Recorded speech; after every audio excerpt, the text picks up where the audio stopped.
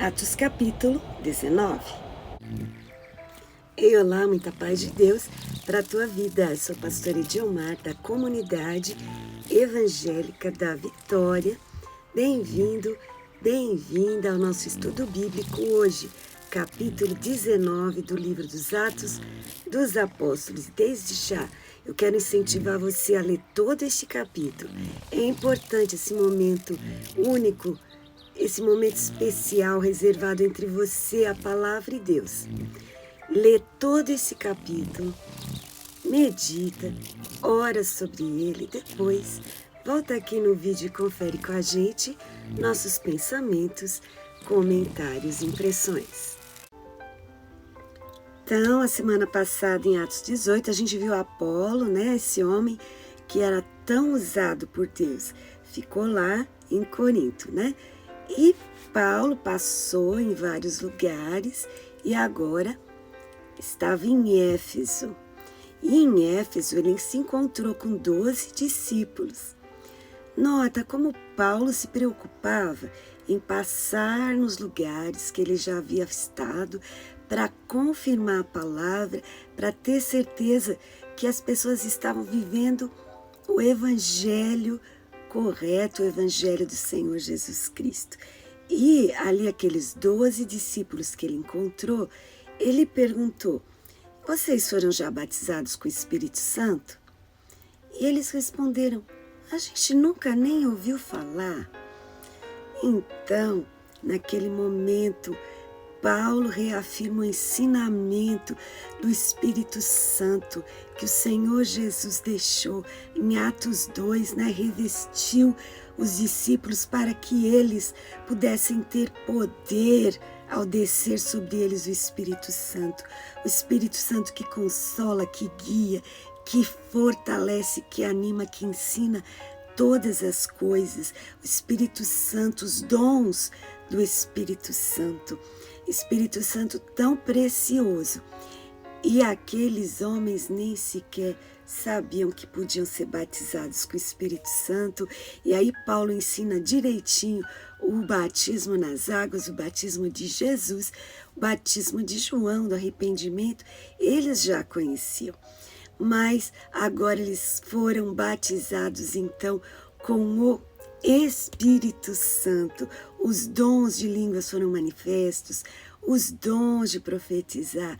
E então Paulo ali completando a obra na vida daqueles 12 varões em Éfeso, na sua terceira viagem missionária. Paulo em Éfeso então vai à sinagoga e durante 3 meses prega com ousadia sobre o reino de Deus. E Paulo ali enfrentou uma oposição deles que falavam mal do caminho perante toda a multidão. Eles endureciam o coração para a palavra verdadeira, para a explicação de Paulo, para aquilo que era a revelação do Senhor Jesus Cristo, o Messias Yeshua e o reino de Deus. E aquelas pessoas então endureceram o coração. Como alguns deles da sinagoga endureceram o coração, Paulo retirou-se deles. Então, ele foi na escola de um certo homem chamado Tirano. E ali ele juntou os discípulos e ficou ali por 2 anos, treinando, ensinando homens ali naquele local. Diz a história que as aulas chegavam a ser das 11 da manhã até as 4 da tarde. E também Paulo, naquele tempo, ele trabalhava com tendas, né? Então, ele se dividia ali na escola desse certo homem chamado Tirano, com aqueles discípulos, treinando, fortalecendo homens. Como já disse, Paulo sozinho seria mais difícil para pregar o evangelho em toda a Ásia, mas preparando esses homens, discípulos, cheios do Espírito Santo, ele então poderia, com esses homens, fazer com que toda a Ásia fosse alcançada pelo Evangelho do Senhor Jesus Cristo. E através das mãos de Paulo, Deus operava maravilhas. Você sabe que tem o dom do Espírito Santo, que é o dom de maravilhas.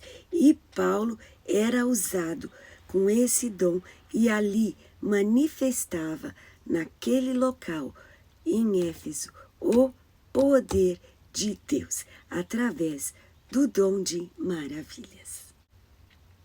E até o poder de Deus, a unção do Senhor, na vida do apóstolo Paulo era tão grande, tão forte, que as pessoas levavam lenços, levavam aventais, né? Colocavam no corpo dele, tocavam em Paulo e depois colocavam nos enfermos. As enfermidades fugiam e os espíritos malignos, os demônios, saíam das pessoas. Muito lindo, maravilhoso a forma que Deus usava Paulo, né? Mas isso causou entre os judeus ali, o principal dos sacerdotes, os filhos deles, causou de certo uma certa inveja, e eles acharam que eles poderiam imitar Paulo para pegar, né, assim, a atenção das pessoas. E eles então tinham, naquela época, judeus que se chamavam exorcistas, pessoas que expulsam demônios, que eles eram itinerantes. E esse principal dos sacerdotes, que o nome dele era Seva, ele tinha 7 filhos, e os 7 filhos, então, estavam entre essas pessoas, e um certo dia que eles foram expulsar o demônio de uma pessoa, eles chegaram e falaram assim: nós vamos te expulsar em nome de Jesus, a quem Paulo prega. Imagina querer terceirizar, entre aspas, esse tipo de obra de Deus. E aconteceu algo horrível, que o demônio respondeu para eles: eu sei quem é Jesus, sei quem é Paulo, mas vocês são quem? E a palavra diz que este endemoniado foi para cima deles e deixou-os feridos, machucados e sem roupa, numa situação de vergonha pública ali. Então, a palavra de Deus diz que houve entre as pessoas, então, ali, um respeito maior, né? Uma opinião mais forte e mais acertada sobre os discípulos. Então, o nome do Senhor Jesus era engrandecido, tanto por judeus como para gregos ali, e ficou notório, então, entre todos os habitantes de Éfeso, como Deus é grande, como realmente a palavra de Deus e o nome de Jesus deve ser engrandecido. Esses homens ficaram envergonhados e o nome de Jesus foi engrandecido. Muitas pessoas, né, creem em Jesus que o pastor prega. Eles oram em Jesus que a irmã ora. É necessário a gente ter a nossa própria conexão com o Senhor Jesus. E aí sim, receber dele autoridade, graça e poder. Então, em Éfeso, foi ali manifesto o poder e confirmado quem eram os que realmente serviam a Deus, e os falsos exorcistas ficaram ali claramente diferenciados. Muitos dos que criam vinham confessando, né, e publicando os feitos, as maravilhas do Senhor Jesus. E aí a importância da gente confessar o Senhor Jesus e dar o nosso testemunho. Você recebeu uma graça, você recebeu uma bênção de Deus, uma resposta de oração, a gente precisa testemunhar e assim avivar a fé de outras pessoas e publicar e dar glória ao nome do Senhor. Essa igreja de Éfeso, você sabe, foi objeto da carta do apóstolo Paulo aos Efésios, que é esse pessoal aí de Éfeso. Em Apocalipse 2, também você vai ver a menção do Senhor Jesus a esta igreja de Éfeso. E em Éfeso, eles viram então, através do ministério do apóstolo Paulo, a manifestação do poder de Deus, e eles viram que o Senhor Jesus é quem domina. Para isto se manifestou em carne o Filho de Deus, para desfazer as obras do diabo. Então eles viram ali a manifestação de Satanás e Jesus Cristo libertando as pessoas.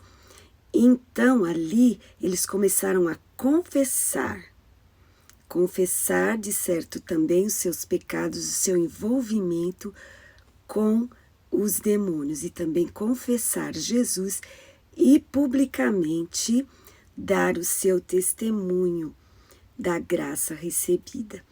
E a palavra de Deus aqui fala então de uma grande obra de libertação, de onde nós entendemos que certos objetos e livros, né? Eles não podem ser simplesmente jogados fora, eles precisam ser queimados. Então aqui a gente aprende, muito dos que seguiam a arte mágica, a bruxaria, né, a macumbaria, essas obras das trevas, eles trouxeram os livros e eles queimavam os objetos ali, né, na presença de todos. Então, se você tem algum envolvimento com esses rituais ou já teve, é importante que os objetos, as roupas, os livros usados sejam trazidos para as pessoas que vão orar e também queimados. E aqui diz que era muito caro, eles levaram muitas coisas de valor e mais ou menos o valor era equivalente a 50 mil peças de prata. Alguns estudiosos fizeram um cálculo equivalente que pode ir de 1 milhão a 4 milhões de dólares de material amaldiçoado que foi queimado na presença das pessoas. E isso se chama obra de libertação. Pessoas que participaram de sociedades secretas, ocultismo, bruxaria, precisam realmente passar por uma obra de libertação. E a misericórdia do Senhor, que alcançou aquelas vidas lá desde Éfeso até hoje, alcança as nossas vidas. Louvado seja Deus. E Pai do nosso Senhor Jesus Cristo, que através da fé no nome de Jesus, nos faz caminhar em vitória e livres do pecado, podemos servir ao nosso Deus. E a palavra do Senhor em Éfeso crescia poderosamente e prevalecia, vencendo ali em Éfeso uma grande obra feita ali naquele lugar, através da vida do apóstolo Paulo e das pessoas quem ele estava treinando ali. gloriosamente o Senhor foi honrado naquele lugar. Paulo, então, sente, né, de que ele tem que ir para Macedônia, Acaia, Jerusalém e Roma. E a gente sabe por quê. Porque ele falou nas cartas, você vai ver, Romanos 15, 25 a 31 e 1 Coríntios 16, 1 a 4, que ele ia fazer coleta, arrecadar fundos para ajudar a igreja em Jerusalém. Então você vê, além de Paulo trabalhar para ele se sustentar, pregar a palavra, treinar pessoas para o ministério, né? Naquele seminário, vamos dizer assim, naquela escola teológica. Além dele fazer sinais e maravilhas, ainda ele se preocupava com a administração das igrejas, ele ainda coletava fundos, ajuda, doações, dízimos, ofertas para levar para outras igrejas. E ele assim fazia aquele ministério completo, tanto a parte administrativa quanto a parte da pregação, a parte espiritual. Era assim, e a vida pessoal dele também, que ele cuidava. Então, de forma que é um exemplo de um soldado de Jesus, completo e preocupado com a obra de Deus. Paulo também demonstra o seu empenho, a sua dedicação, sua paixão para com a igreja em Roma, né? Está também, você vai ver na sua carta aos Romanos, capítulo 1, versículo 8 ao 15. Ele se preocupa também com os irmãos de Roma, com a igreja de Roma, não só espiritualmente, mas também financeiramente. O versículo 22 fala de Timóteo e Erasto, dois obreiros assim muito importantes. Eles assistiam Paulo, eram assistentes de Paulo ali para fazer a obra.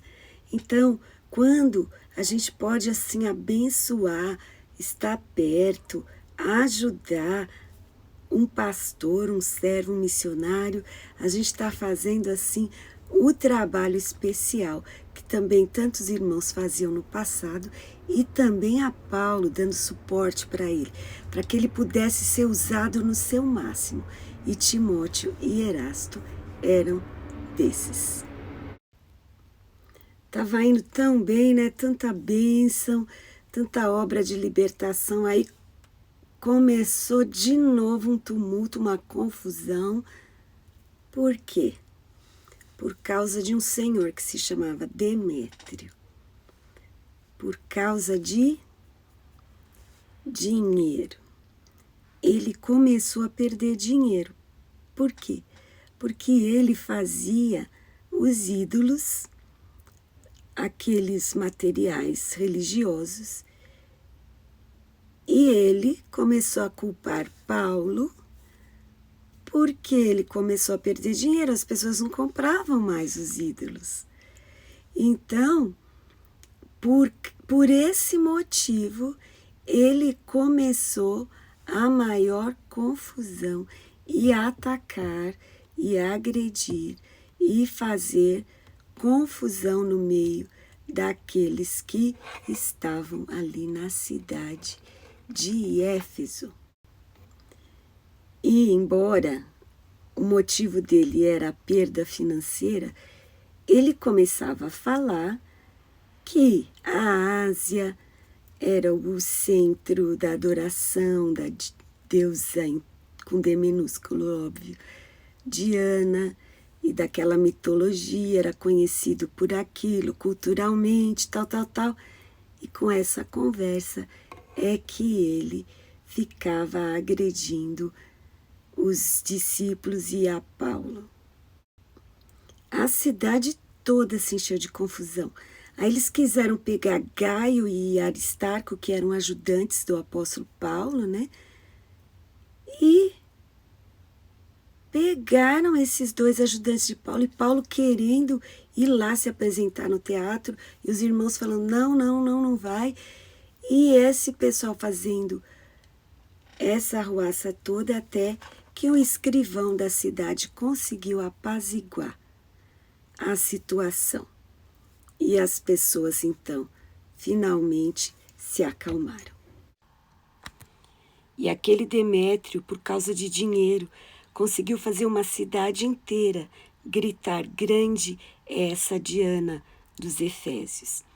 E quem sabe hoje em dia, trazendo para o nosso tempo, por causa de dinheiro, pessoas começam a fazer outras gritar o nome de time, o nome do esporte, uma marca, uma religião, tudo por conta do dinheiro que eles ganham. Então a gente precisa vigiar, porque grande, grande é o Senhor Jesus, somente digno de louvor. Só a Ele glória. Esse capítulo ensina pra gente que aonde há um reavivamento verdadeiro, onde a palavra de Deus é pregada, o arrependimento, confessar a Jesus Cristo, o batismo nas águas, o batismo com o Espírito Santo, a vida verdadeira com Deus, a obra de libertação, sair dos costumes antigos de idolatria, servir a Deus vivo e verdadeiro. Tudo isso sempre vai causar uma revolução, uma mudança. Pense nestas coisas e mude. Mude para melhor. Mude, se transforme em um seguidor, servo, filho do único e verdadeiro Jesus Cristo, o Filho de Deus. Deus te abençoe. Até a semana que vem. Capítulo 20, hein? Muita paz.